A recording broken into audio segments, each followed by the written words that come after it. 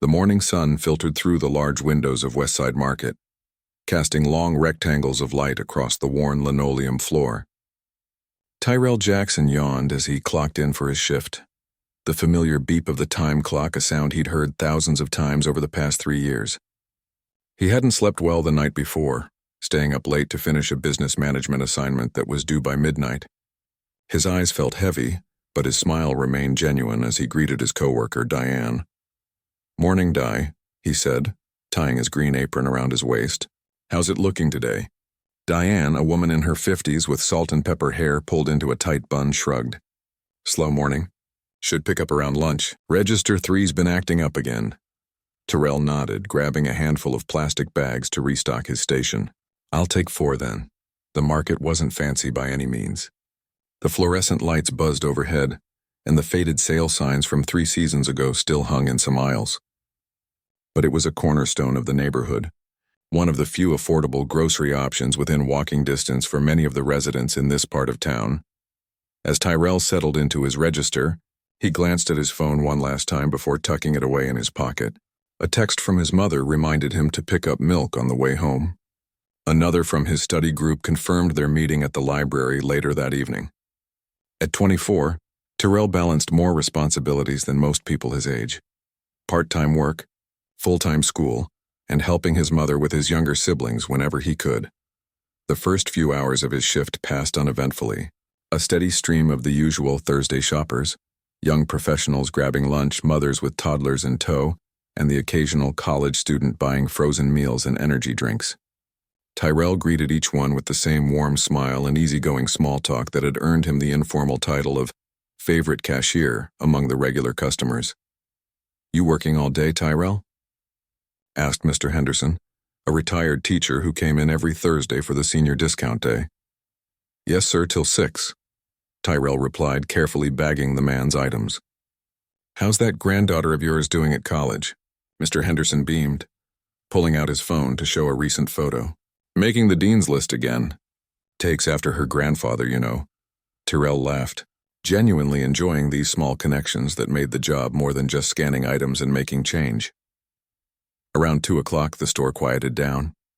Tyrell used the lull to restock bags and wipe down his counter. His mind wandered to the business proposal he needed to develop for his entrepreneurship class. Someday he hoped to open his own store. Not a big chain, but something like Westside, only better managed and with fresher produce. A place that could truly serve the community. His thoughts were interrupted by the soft squeak of a shopping cart approaching his lane. Looking up, he recognized one of their regular customers, an elderly woman everyone called Miss Rose. She must have been in her 80s, with beautiful dark skin that had softened with time and eyes that crinkled at the corners when she smiled. Today she moved more slowly than usual, pushing her cart with careful determination. "Afternoon, Miss Rose," Tyrell called out, moving around his register to help her unload her items. "How are you doing today?" "Oh, I'm still here, so I can't complain," she replied with a soft chuckle. "These old bones don't move like they used to, especially when it's about to rain." Tyrell began scanning her modest selection: a loaf of bread, a carton of eggs, a small package of chicken thighs, some tea bags, and a few canned vegetables. He noticed how her hands trembled slightly as she reached for her worn plastic coin purse. "My grandson usually comes with me, but he had to work overtime today," she explained, though Tyrell hadn't asked. "He's such a good boy, always checking on his old grandma." "Sounds like he was raised right," Tyrell said, carefully placing her eggs in a separate bag. "That'll be $12.85. Miss Rose nodded, opening her coin purse on the edge of the counter. She began counting out bills and coins with careful deliberation. One by one, she placed them on the counter, a $5 bill followed by several ones, then a collection of quarters and dimes. Her fingers moved slowly, and Tyrell noticed a few other customers beginning to line up behind her. He didn't rush her, though. His manager might push for speed, but Tyrell had always believed that kindness mattered more than shaving a few seconds off a transaction. As Miss Rose counted her money, Tyrell noticed how the overhead lights reflected off her silver hair, tied back in a neat bun with a simple blue clip. The deep lines on her face told stories of decades lived, of joys and hardships he could only imagine. Her sweater had been mended at the elbow, nearly but noticeably, and her wedding ring still circled her finger. though it hung loosely now. "Oh dear," she said suddenly, a flicker of distress crossing her face as she recounted her money. "I thought I had enough." Her voice trailed off as she emptied her coin purse completely, arranging all the coins in neat rows. "I'm short," she whispered more to herself than to Tyrell. Tyrell glanced at the register. She had given him exactly $12, 85 cents short of her total. He watched as embarrassment crept into Miss Rose's expression, her eyes darting to the line forming behind her. "I'll have to put something back," she said, reaching for the tea. "I don't really need this today." Without hesitation, Tyrell pressed a button on his register. "No need, Miss Rose, it's all taken care of." "What do you mean?" she asked, confusion replacing embarrassment. "We have a special today," he said smoothly, reaching into his own pocket and discreetly adding the missing coins to her payment. "Senior discount Thursday, remember? Your total comes out to exactly $12. It was a small lie, and the 85 cents would come from his lunch money. But the relief that washed over Miss Rose's face was worth far more than that. "Are you sure?" she asked, her voice soft with gratitude. "Absolutely sure," Tyrell replied, handing her the receipt. "Do you need help out to your car?" Miss Rose shook her head. "No, thank you. I may be slow, but I can still manage. My apartment is just across the street." As she gathered her bags, Miss Rose looked up at Tyrell, her eyes bright with unshed tears. "You're a good boy, just like my grandson. Your mama raised you right." Tyrell smiled, feeling a warm glow of satisfaction that had nothing to do with the customer service awards the store gave out each month. "Just doing my job, Miss Rose. See you next week." "Lord willing," she replied with a nod, carefully placing her bags in her cart. "Lord willing." Tyrell watched her push her cart slowly toward the exit, her back straight despite her years. He quickly turned to the next customer, a harried-looking man in a business suit who hadn't looked up from his phone once while waiting in line. The afternoon continued, transaction after transaction blurring together, but Tyrell kept thinking about Miss Rose and the 85 cents. It wasn't the money that stayed with him, that was nothing really, but the look in her eyes when he'd helped her save face. There was something powerful in such a small gesture, though he couldn't quite put his finger on why it felt so important. At the end of his shift, as Tyrell was counting out his register, his supervisor Linda came by with the day's paperwork. "You're short 85 cents, she said, frowning at the discrepancy.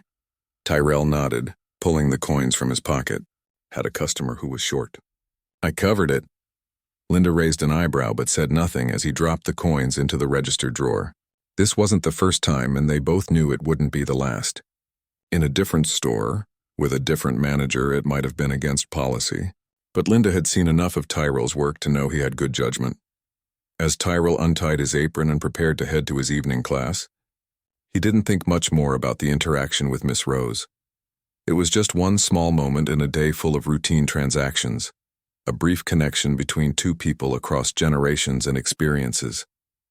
He had no way of knowing that this tiny gesture, these 85 cents that he'd given without a second thought, would set in motion events that would change not just his life, but the entire community around him. But that's often how the most important stories begin, not with grand gestures or dramatic declarations, but with simple human kindness offered freely, without expectation of return. The weekend passed quickly for Tyrell. Saturday was filled with a double shift at the market, followed by hours at the library working on his business plan. Sunday brought family dinner at his mother's small apartment, where he helped his younger brother with algebra homework, while their mother prepared her famous pot roast.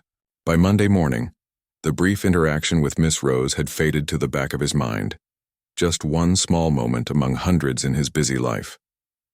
The market was unusually busy that morning. A water main break had closed the larger superstore across town, sending their regular customers flooding into Westside for their weekly shopping. Tyrell moved efficiently through transaction after transaction, maintaining his friendly demeanor despite the pressure. His register line stayed consistently longer than the others. Regular customers preferred his lane even if it meant waiting an extra few minutes. "You're popular today," remarked his coworker Diane during a rare quiet moment. "Linda's wondering if we should clone you." Tyrell laughed, stretching his back. "It's just because I don't make people feel rushed. Nobody likes feeling hurried when they're spending their hard-earned money." "Well, whatever it is, keep it up," Diane said, heading back to her register as a new wave of customers entered the store. Around noon, Tyrell spotted Miss Rose making her way through the sliding doors. Today she wasn't alone. A tall man in his 30s walked beside her, one hand resting gently on her elbow. He wore a neat button-down shirt and carried a leather messenger bag slung across his chest. Miss Rose's face brightened when she spotted Tyrell, and she deliberately steered toward his register. Though it had the longest line, Tyrell continued serving his customers, but he couldn't help watching as Miss Rose and the man, her grandson presumably, gathered only a few items. Instead of shopping in earnest, they seemed to be talking to various employees throughout the store. Linda, the floor supervisor, spent several minutes in conversation with them, occasionally glancing in Tyrell's direction. 30 minutes later, they finally approached his register. Only one customer stood ahead of them, a woman with a cart full of groceries who was searching through her purse for coupons. "There he is," Tyrell heard Miss Rose say to her companion. "That's the young man I told you about." The man studied Tyrell with interest, a small smile playing at the corners of his mouth. When they finally reached the register, Miss Rose beamed at Tyrell as if he were a long-lost friend. "Hello again, Miss Rose." Tyrell greeted her with genuine warmth. "How are you today?" "I'm blessed, young man, truly blessed," she replied. She placed only 2 items on the belt, a loaf of bread and a carton of orange juice. "This is my grandson, Anthony. I wanted him to meet you." Anthony extended his hand across the counter. "Pleasure to meet you, Tyrell. My grandmother hasn't stopped talking about you since Thursday." Tyrell shook his hand, confusion evident on his face. "That's very kind, but I'm not sure why." "I didn't do anything special." Miss Rose clicked her tongue. "Don't be modest, child. Kindness matters in this world. It matters a great deal." She reached out and patted his hand. "You showed me kindness when I was embarrassed and short on change. Anthony here wants to talk to you about that." Tyrell rang up the 2 items, wondering why such a small gesture had made such an impression. "That'll be $5.27. Anthony handed him a $10 bill. "My grandmother tells me you covered her shortage last week without making her feel ashamed. Is that something you do often?" "I wouldn't say often," Tyrell replied, counting out change. "Just when it seems like the right thing to do." It was only 85 cents. "But it meant something to her," Anthony said. He hesitated, then pulled a business card from his pocket and placed it on the counter. "I'm a journalist with the Community Voice. I write about local stories, especially ones that highlight the good things happening in neighborhoods that usually only make the news for the wrong reasons. Would you be willing to talk with me about what happened? It might not seem like much to you, but it's exactly the kind of everyday kindness people need to hear about." Tyrell picked up the card, surprised. The Community Voice was a respected local newspaper known for its positive coverage of often overlooked neighborhoods. "I don't think there's much of a story here," he said honestly. "Lots of cashiers help customers out when they're short." "Perhaps," Anthony acknowledged. "But my grandmother said there was something special in how you handled it, with dignity and without calling attention to it. That's what touched her." Miss Rose nodded emphatically. "He could have announced to everyone that I didn't have enough money. Made me feel old and forgetful. Instead, he protected my pride. That matters." A line was forming behind them, and Tyrell glanced at the growing queue. "I get off at 6, he said, tucking the card into his pocket. "I could meet you after if you really want to talk about this." Anthony smiled. "Perfect. There's a coffee shop across the street. We'll wait for you there." As they gathered their bags, Miss Rose leaned across the counter. "You remind me of my late husband. He always said that character is how you treat people who can do nothing for you." She patted his hand once more. "You have good character, young man." Throughout the afternoon, Tyrell couldn't help wondering why anyone would be interested in writing about such a small interaction. It had been instinctive, not calculated, just a human response to another human in a moment of discomfort. By the time his shift ended, he had nearly talked himself out of meeting Anthony. What was there to say about 85 cents? But something about Miss Rose's words stayed with him. With his apron tucked under his arm, Tyrell crossed the street to the coffee shop. Through the window, he could see Anthony at a corner table typing on a laptop. Miss Rose wasn't with him. "Grandmother needed to rest," Anthony explained as Tyrell slid into the chair across from him. "But she made me promise to tell her everything about our conversation."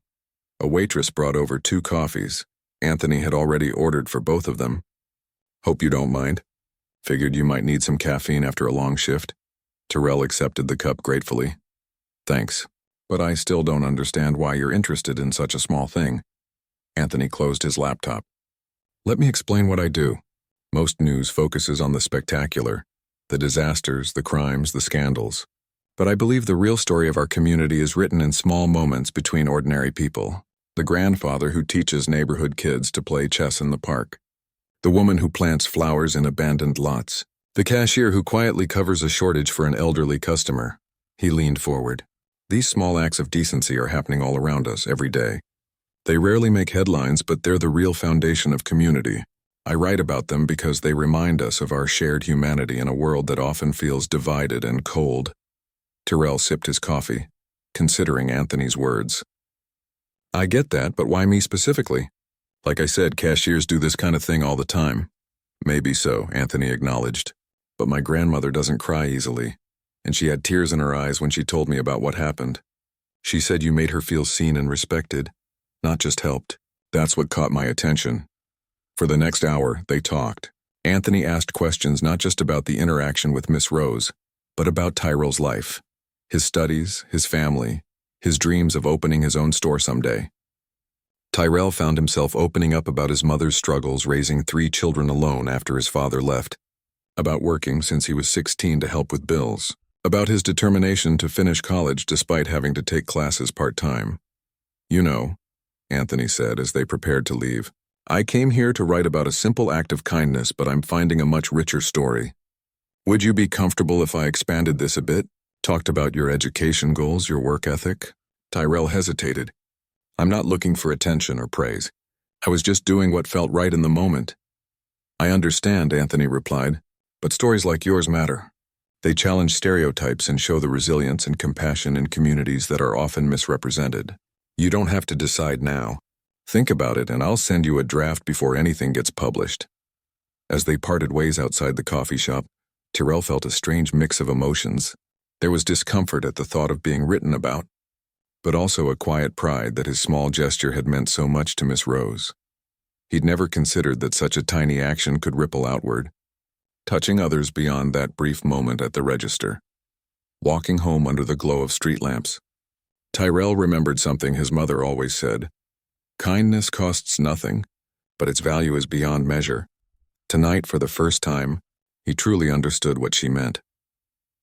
A week passed before Terrell heard from Anthony again. Life continued its usual rhythm. Morning classes, afternoon shifts at the market, late nights studying. The only difference was that Miss Rose now made a point to visit during his shifts, often bringing small homemade treats like banana bread or lemon squares for the breakroom staff. You've made quite an impression, Linda teased one afternoon as Miss Rose waved goodbye. She asked me yesterday what time your lunch break was so she could time her deliveries. Tyrell laughed, embarrassed by the attention. She shouldn't go to the trouble. It was just 85 cents. Sometimes it's not about the money, Linda replied, her usual brisk manner softening. It's about being seen when you feel invisible. That evening, Tyrell's phone buzzed with an email from Anthony. The subject line read, Draft for review, 85 cents of compassion. Attached was a document and a short message. Let me know your thoughts. This runs in Sunday's edition unless you object. Terrell waited until he got home to read it, settling at his small desk in the corner of the apartment he shared with 2 other students. The article was longer than he expected, a full page with a proposed photograph of Westside Market. Anthony had done more than just recount the interaction with Miss Rose. He'd woven it into a broader story about working-class neighborhoods, the dignity of aging, and the power of small kindnesses in building community bonds. The piece quoted Miss Rose extensively about how respected Tyrell had made her feel and included background about Tyrell's education, goals and work ethic. The final paragraphs particularly caught his attention. In a world that often measures worth by wealth and success by fame, Tyrell Jackson reminds us that true impact is found in moments most people would consider too small to matter. His 85-cent investment in human dignity yielded returns that cannot be measured in dollars. When asked why he helped without making a scene, Jackson's response was simple. Everyone deserves to keep their dignity. I just did what I hoped someone would do for my grandmother or mother. It wasn't a big deal to me, but it mattered to her, and that's enough. Perhaps therein lies a lesson for us all. That the measure of our character isn't found in grand gestures performed for public approval, but in the small moments when no one is watching and nothing is expected in return. Tyrell read the article twice, a mix of emotions washing over him. Part of him felt uncomfortable with the praise, as if he'd been caught doing something private. Another part felt a quiet pride that Anthony had captured not just what happened, but why it mattered. After careful consideration, he replied with a simple message. "Looks good. Thank you for understanding why this matters to Miss Rose." Sunday morning, Tyrell woke to a flood of text messages. The article had appeared not just in the Community Voices print edition, but also on their website and social media pages. Friends from school, former co-workers, even his high school basketball coach had seen it and reached out. His mother called, her voice tight with emotion. "I always knew you were special," she said. "Now everyone else knows it too." "Mom, stop," Tyrell protested, embarrassed. "It was 85 cents. No, son. It was kindness. And kindness is never small." Monday brought unexpected changes at Westside Market. When Tyrell arrived for his afternoon shift, he noticed customers looking at him differently, some smiling in recognition, others whispering to their companions. Linda called him into the office before he could clock in. "Have you seen what's happening?" she asked, turning her computer screen toward him. The article had been shared thousands of times across various platforms, with comments pouring in from across the city and beyond. "People are asking if we're doing anything to recognize you," she explained. "Regional management has noticed. They want to do a small ceremony, maybe get some press involved." Tyrell shifted uncomfortably. "That seems unnecessary. It's getting blown out of proportion." Linda leaned back in her chair. "Maybe. But it's good publicity for the store, and honestly, it's a nice story in a world that doesn't have enough of them. Just think about it." Throughout his shift, customers approached with comments and questions. Some shared their own stories of times when a small kindness had made a big difference in their lives. One elderly man pressed a $20 bill into Tyrell's hand, insisting he start a fund for others who might come up short. A young mother with 3 children told him how she'd once been in Miss Rose's position and how much it had meant when someone helped her without judgment.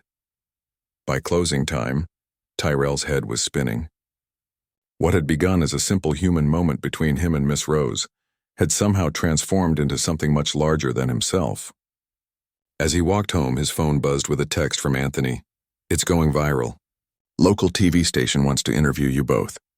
Are you up for it?" Tyrell stopped in the middle of the sidewalk, staring at the message. This was getting out of hand. He was just a part-time cashier who'd spotted an elderly woman less than $1. Why did that merit all this attention? He typed and deleted several responses before finally sending. "Need time to think about it. This feels like too much." That night he couldn't sleep. The attention made him uncomfortable, but there was something else bothering him that he couldn't quite identify. Around midnight he called his mother. "What's wrong with letting people celebrate a good thing?" she asked after he explained his hesitation. "It feels fake somehow," he admitted, "like people are making it into something bigger than it was." His mother was quiet for a moment. "Maybe it's not about the size of what you did," she finally said. "Maybe it's about what it represents and something people are hungry for." "What do you mean?" "Think about it, Tyrell. Every day people are bombarded with stories about what's wrong with the world. Who's fighting who, who's cheating who's hurting who. Then along comes this story about a young black man quietly helping an elderly woman, not for recognition or reward, but just because it was the right thing to do. Maybe people aren't celebrating you so much as what you represent them one of them all. Possibility that we can still be good to each other, across all the lines that supposedly divide us." Her words stayed with Tyrell as he tossed and turned through the night. By morning, he had made a decision. He texted Anthony, "Okay to the interview, but only if Miss Rose is comfortable with it too. And I want to talk about something bigger than just what I did." The local news segment aired 3 days later. Tyrell sat beside Miss Rose in the market's break room, both of them slightly uncomfortable under the bright lights.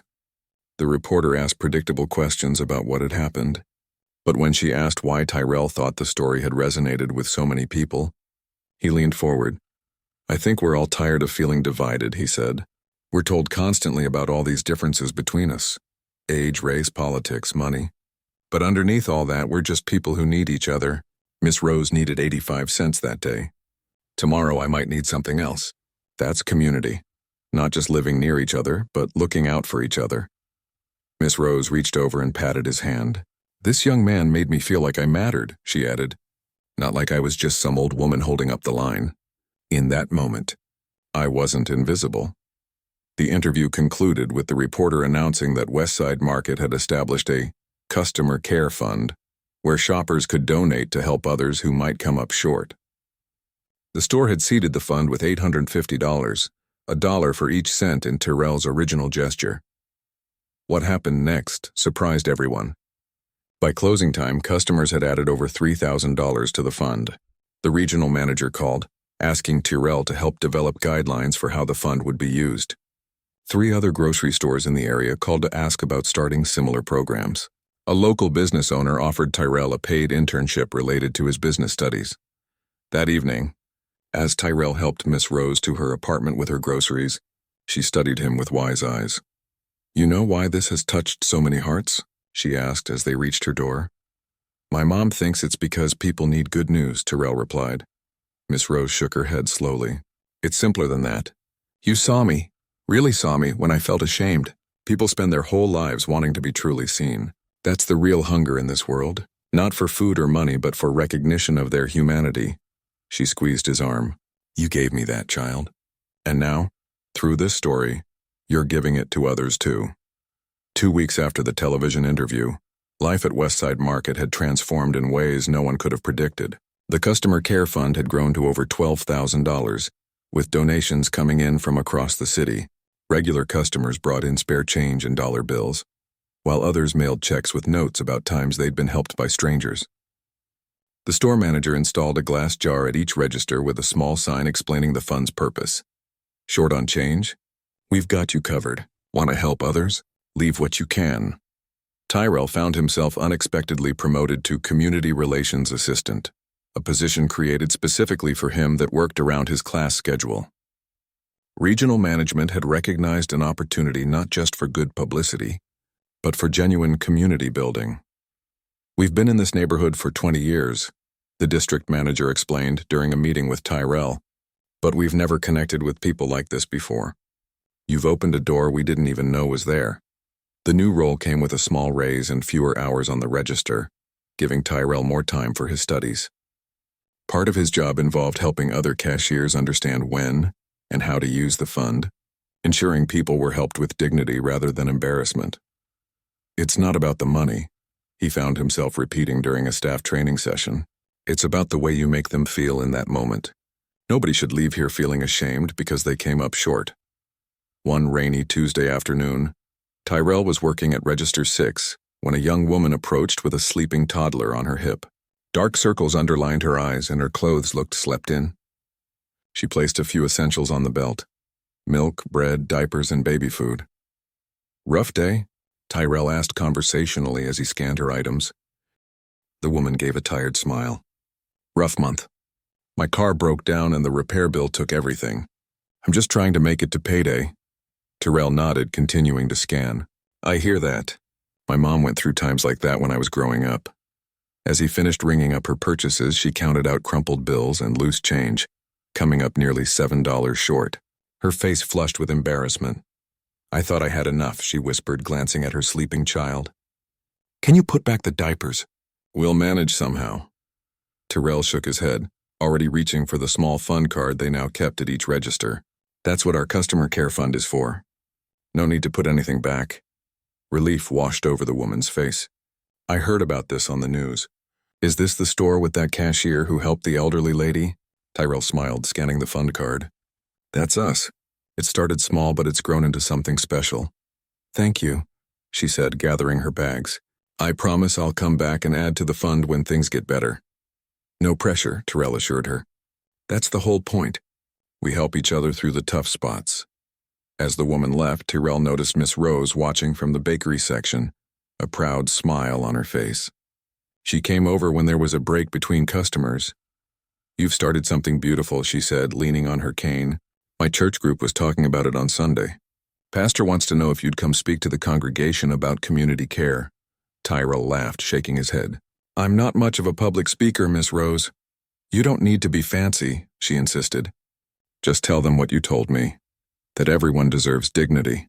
Some things sound more powerful coming from young folks. The invitation from Miss Rose's church was just the beginning. Over the next few days, Terrell received similar requests from community centers, school assemblies, and even a local business association. Anthony's article had been picked up by national news websites, and a popular morning show was requesting an interview. I don't understand it, Terrell confessed to his mother over dinner at her apartment. I keep telling people I didn't do anything special, but nobody seems to hear that part. His mother passed him another helping of greens. Maybe that's exactly why people are listening. You didn't set out to start a movement or get attention. You just saw someone who needed help and did something about it. That's rare these days, helping without filming it for social media or expecting something in return. His younger sister looked up from her homework. My teacher showed us the article in class today. She didn't know you're my brother until I told her. Then everybody wanted to ask me questions. What kind of questions? Tyrell asked. She shrugged. Mostly if you're always that nice at home. I told them you still make me do my own laundry, so not really. Everyone laughed, breaking the tension Tyrell had been carrying. Despite the attention, he was still just Tyrell to his family. The son who helped with bills. The brother who checked homework and fixed leaky faucets. The next morning, Tyrell was surprised to find the store's district manager waiting for him before his shift. Along with a woman in a sharp business suit he didn't recognize. Tyrell, this is Patricia Wong from the Chamber of Commerce, the manager introduced them. She has a proposal we'd like you to consider. Ms. Wong extended her hand. The business community has taken notice of what's happening here. We'd like to expand on it. Create a citywide program based on your customer care fund model. That sounds great, Tyrell replied, genuinely pleased. But I'm not sure why you need me. The concept is pretty simple. Simple but powerful, she acknowledged. We're organizing a benefit dinner next month to launch the initiative. Having you there as the inspiration would lend authenticity. We'd cover any expenses, of course, and there would be a small honorarium for your time. Tyrell hesitated, uncomfortable with being the face of something that had evolved far beyond his original action. Can I think about it? Of course, Ms. Wong handed him her card. We'd also like to offer you a scholarship opportunity. The Chamber has a program for promising business students. Anthony's article mentioned your entrepreneurial goals. After she left, Tyrell's mind whirled with conflicting emotions. The scholarship would ease his financial burden significantly, allowing him to take more classes each semester. But something about the slick presentation felt at odds with the simple humanity of that moment with Miss Rose. During his lunch break, he called Anthony for advice. They're trying to package your story, Anthony said bluntly after Tyrell explained the situation. That's what institutions do. They find authentic moments and turn them into programs and initiatives. Is that bad? Tyrell asked, genuinely uncertain. Anthony sighed. Not necessarily. Good can come from it. But there's always a risk that the heart of the thing gets lost in committees and mission statements. The question is whether you can help keep it grounded in what mattered about that original moment. That evening, Tyrell visited Miss Rose's apartment, bringing a loaf of the sourdough bread she favored. He found her hosting a small gathering of friends, other elderly residents from her building who greeted Tyrell like a celebrity. Ladies, give the boy some space, Miss Rose scolded good-naturedly, ushering Tyrell to her small kitchen while her friends chatted in the living room. Over cups of tea, Tyrell explained the Chamber of Commerce proposal. Miss Rose listened carefully, her weathered hands wrapped around her mug. What's troubling you about it? She finally asked. Tyrell struggled to articulate his discomfort. I guess I'm worried it'll turn into something polished, something that looks good in press releases but loses the actual helping of real people. Miss Rose nodded slowly. That's a fair worry. Things grow and change, that's natural, but they don't have to lose their soul in the process. She reached across the table to pat his hand. You remind them what it's really about. Every time they talk budgets and press coverage, you bring it back to people. Real people with names and faces who need to be seen and helped with dignity. Her words settled something in Tyrell's chest. Perhaps this was exactly why he needed to stay involved. To keep the humanity at the center as the initiative grew. Will you come with me? He asked suddenly. To the benefit dinner? I think they need to hear from you too, about how it felt to be on the receiving end. Miss Rose's eyes crinkled with pleasure. You asking this old woman to get dressed up and go to a fancy dinner? Well, I suppose I could dust off my good dress. She winked at him. But you'll have to pick me up. I don't drive at night anymore. As Terrell left Miss Rose's apartment building, he noticed something that stopped him in his tracks. In the corner of the small community bulletin board in the lobby, someone had pinned a handwritten sign. Need help with groceries this month? See Mrs. Chen in Apt 4B. Below it, another resident had added, free bread delivery on Thursdays for those who can't get to the store. Mr. Washington, Apt 2C. The ripples were spreading in ways he hadn't even imagined. Quiet, personal offers of help between neighbors. No cameras, no press releases, just people looking out for each other with newfound awareness. Walking home under the streetlights, Tyrell felt a sense of peace settle over him. Whatever happened with the Chamber of Commerce initiative, these small person-to-person connections would continue. Perhaps that was the real legacy of his 85 cents. Not the fund or the news stories, but this renewed awareness that we are all, at different times, in need of each other's kindness. The evening of the Chamber of Commerce benefit arrived on a perfect spring night, the kind that made the city feel fresh and full of possibility. Tyrell adjusted his tie, borrowed from his business communications professor, and knocked on Miss Rose's door. When she opened it, he couldn't help but smile. She wore a deep purple dress with a strand of pearls, her silver hair arranged in an elegant crown of braids. Don't you clean up nice? She said, looking him up and down. Your mother must be proud. She helped me pick the suit, Tyrell admitted, offering his arm. Rental place was all out of my size, so she found this at a thrift store. Had to take in the sleeves herself. Miss Rose patted his arm. Well, she did a fine job. You look like a young man going places. The community center ballroom had been transformed with white tablecloths, centerpieces of spring flowers, and twinkling lights strung across the ceiling. Business owners, community leaders, and journalists mingled near a display about the new citywide Neighbors in Need initiative, inspired by Westside Market's Customer Care Fund. A large photograph of Tyrell and Miss Rose from the television interview held a prominent place. Ms. Wong from the Chamber of Commerce greeted them at the entrance. Our guests of honor, we've seated you at the head table. The mayor will be joining you shortly. The mayor? Tyrell whispered to Miss Rose as they were led through the crowd. This is getting out of hand. Just breathe, she advised. Remember why we're here, to make sure they don't forget what this is really about. Throughout dinner, a parade of people stopped by their table to shake Tyrell's hand or take photos. Most were genuinely moved by the story, sharing their own experiences of unexpected kindness. Others seemed more interested in being seen with the cashier from the news. Tyrell maintained his warm smile through it all, but Miss Rose could sense his growing discomfort. When the program began, Ms. Wong welcomed everyone and explained the initiative. Banks had agreed to match donations to establish customer care funds at grocery stores across the city.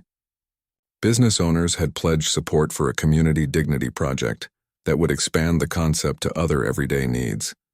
Bus fare, laundromat costs, school supplies, and it all started with 85 cents and one young man's compassion, she concluded, inviting Tyrell to the podium. Tyrell had prepared remarks, practiced with his public speaking class for extra credit, but as he looked out at the well-dressed crowd, the polished presentation felt wrong. Setting his note cards aside, he spoke from the heart. I keep telling people I didn't do anything extraordinary, he began, and I mean it. What happened between Miss Rose and me that day, covering 85 cents so she could keep her dignity, it's something that happens all over. Every day without cameras or news articles or fancy dinners. He paused, gathering his thoughts. The reason I agreed to be here tonight isn't to take credit or be celebrated. It's to make sure we remember what this is really about. It's not about funds or programs or press releases. It's about seeing each other, really seeing each other, especially in moments of vulnerability. Tyrell looked over at Miss Rose, who nodded encouragement. I'd like to invite someone else to speak, the person who actually deserves the credit for anything good that's come from this story. Miss Rose taught me something that day, though I didn't realize it until later. She showed me that accepting help with grace is just as important as offering it with kindness. Either one of us could have created this moment alone. Miss Rose made her way slowly to the podium, her cane tapping softly on the hardwood floor. When she spoke, her voice carried clearly across the hushed room. I've lived in this city for 78 years, she began.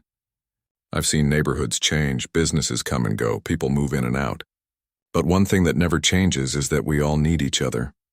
She looked out at the audience with clear, direct eyes. That day at the grocery store, I was embarrassed. At my age, dignity is sometimes all you have left. Tyrell saw that and protected it. He didn't make a show of helping me. He didn't make me feel like a charity case. He treated me like a human being who mattered. Her voice grew stronger, taking on the rhythms of a lifetime spent in church pews. Now you all want to turn this into something bigger, with committees and fundraisers. That's fine, but don't lose sight of what matters. The moment when one person sees another person's need and meets it with kindness and respect. No forms to fill out, no hoops to jump through, just humanity recognizing humanity. When Miss Rose finished, the room erupted in applause. The mayor, a practical woman not known for emotional displays, wiped tears from her eyes before approaching the podium. I think we've just been reminded why we're all here, she said. And in that spirit, I'd like to make an announcement. The City Council has unanimously approved funding for a senior support network. Based on input from residents like Miss Rose, the program will connect elderly neighbors with local volunteers for everyday and needs, not through an impersonal system, but through real relationships in neighborhoods. As the evening wound down, Tyrell found himself in conversation with a quiet man who had waited patiently while others took photos and made enthusiastic comments. I own a small business consulting firm, the man explained, handing Tyrell his card. Your story caught my attention, but your handling of all this attention impressed me more. When you finish your business degree, I'd like to talk to you about joining our team. We need people who understand that business is ultimately about human relationships. By the time Tyrell drove Miss Rose home, it was nearly midnight. Neither spoke much, processing the events of the evening. At her door, Miss Rose took both his hands in hers. You did good, child. You kept it real when it could have turned into something hollow. We did good, Tyrell corrected her. I couldn't have done any of this without you. 6 months later, on a crisp autumn morning, Tyrell stood at the entrance to Westside Market alongside Miss Rose, the mayor, and a small crowd of neighborhood residents. A new sign was being unveiled above the store entrance, Westside Market and Community Center. The store's parent company had been so impressed by the success of the Customer Care Fund and the positive publicity that they'd approved a renovation. The expanded space now included a small meeting area where community groups could gather, a job board, and a corner dedicated to connecting neighbors who needed help with those who could provide it. Tyrell, now working part-time as the community center coordinator while finishing his degree, cut the ribbon as cameras flashed. Miss Rose beamed beside him, elegant in a blue dress and comfortable shoes. I never imagined all this from 85 cents, she whispered. It wasn't the money, Tyrell reminded her. It was the moment of connection. That afternoon, as residents enjoyed refreshments and toured the new space, Tyrell noticed a young man at Register 4, about his own age. An elderly gentleman was counting change from a worn wallet, coming up short for his purchases. Without fanfare, the cashier swiped the customer care card, bagged the groceries, and sent the man on his way with his dignity intact. No cameras captured this moment. No news articles would be written, but Tyrell recognized it for what it was. Proof that the ripples continued, person to person, moment to moment. Later, as he locked up the community room, Tyrell found Miss Rose sitting quietly at one of the tables, looking out the window at the neighborhood. Everything okay? He asked, joining her. Just thinking, she replied. My late husband used to say that people come into our lives for a reason. I was 85 cents short that day, but I was really just a messenger. You were meant for bigger things, and someone needed to help you see that. Tyrell shook his head, smiling.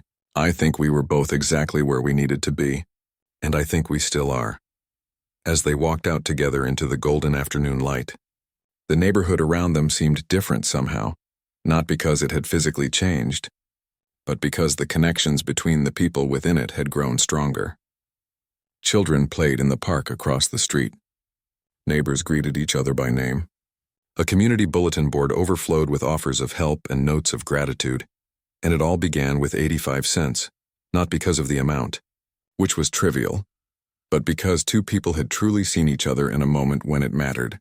In a world that often felt divided and cold, They had remembered a simple truth that had always been there. We are all, at different times and in different ways, in need of each other's kindness.